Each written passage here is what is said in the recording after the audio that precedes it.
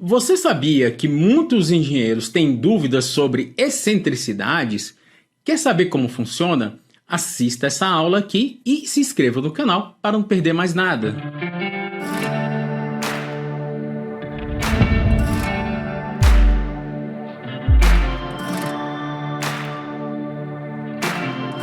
Vamos dar uma olhada o que está ocorrendo aqui.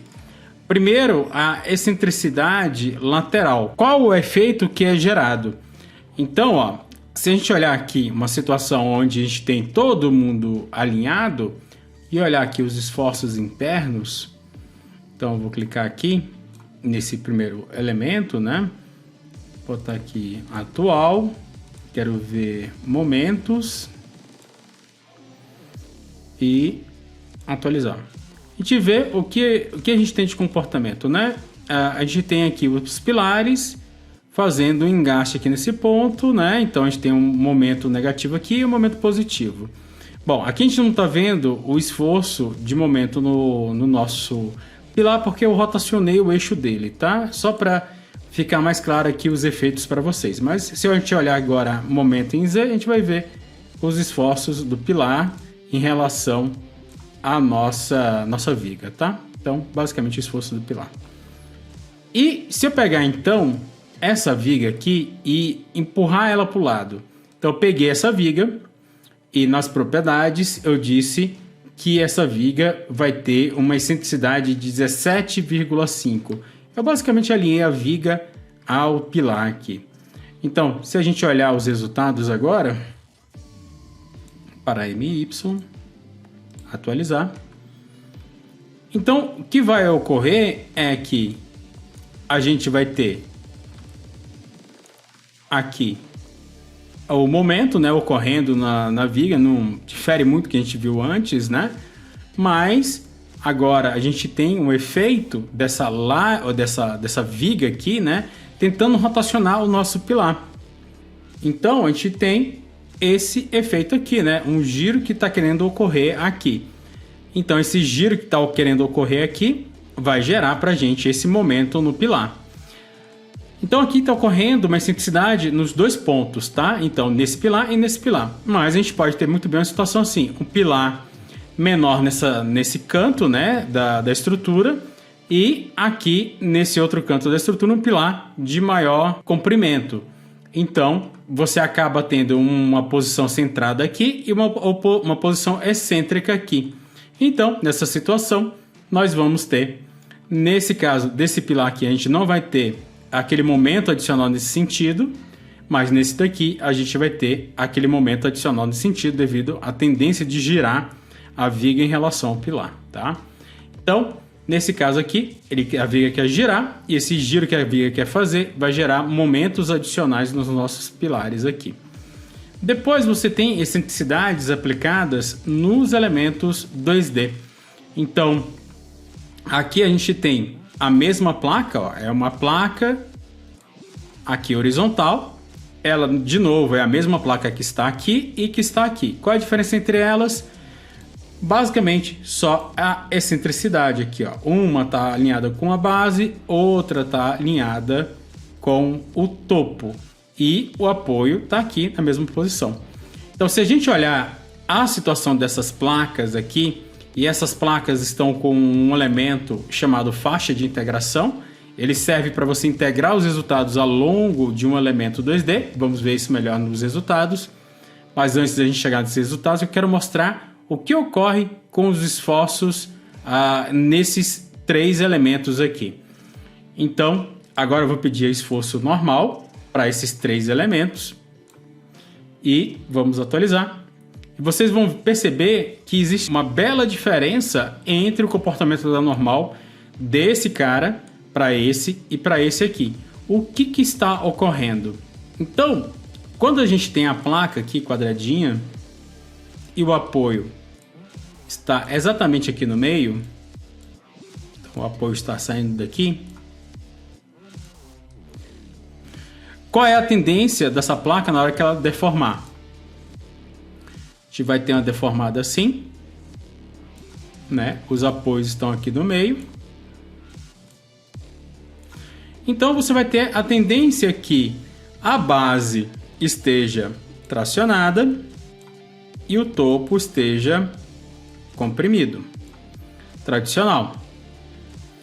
Mas o que acontece se a gente fizer isso daqui? Novamente a mesma placa, só que agora nosso apoio está aqui embaixo. Jogamos a carga. Qual é a tendência dessa placa aqui? Qual é a tendência que ocorre nessa placa? A tendência que quando a gente tem a carga aqui em cima atuando é que a gente tem um giro nesse ponto.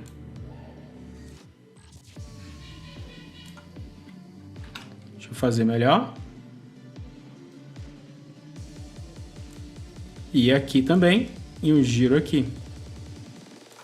Percebam que, pelo fato do apoio estar aqui embaixo, basicamente, a maior parte da altura da nossa laje ela vai estar sendo comprimida.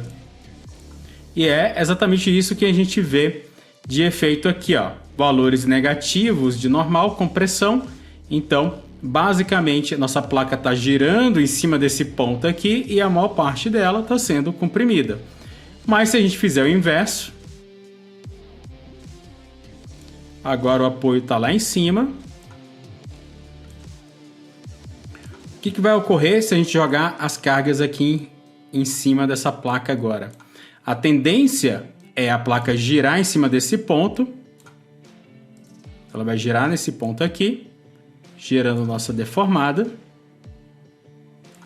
E aí, o que vai ocorrer na maior parte da altura dessa placa? Ela vai estar em tração. Então, quando esse apoio está aqui no meio e ocorre o giro em relação ao meio, parte da placa está tracionada, outra parte está comprimida, uma coisa cancela com a outra e a gente tem valores nulos de normal, que ocorre aqui. Nessa situação, a placa está girando em cima desse ponto de apoio. E aí vai ocorrer que a maior parte da placa vai estar comprimida e a gente tem esforços de compressão na hora que a gente faz a integração dos resultados. E nesse caso aqui, a placa vai girar aqui nesse ponto superior, a maior parte do elemento vai estar em tração. Quando a gente integra todas as tensões que ocorrem aqui, a gente tem um esforço normal de tração.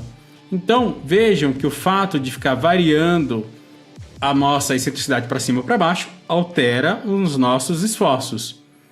Nesse outro caso aqui, agora é uma placa vertical, né, uma parede, ela está no meio, ela tem carregamento, ela está, no caso, excêntrica para um lado,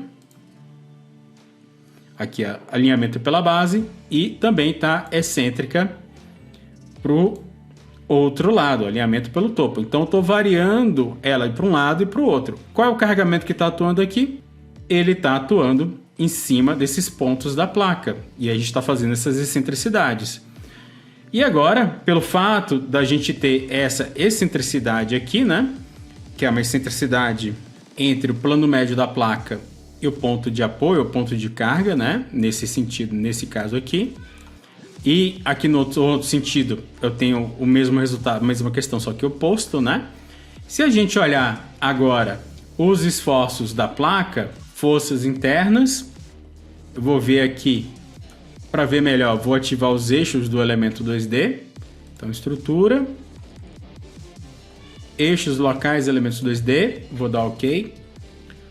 Então, se eu quero ver o momento nesse sentido aqui, eu vou usar o MY novamente, é algo que a gente vai falar um pouco melhor lá na parte de resultados. Aqui é só para exemplificar para vocês agora de antemão os efeitos da excentricidade. Vou clicar em atualizar.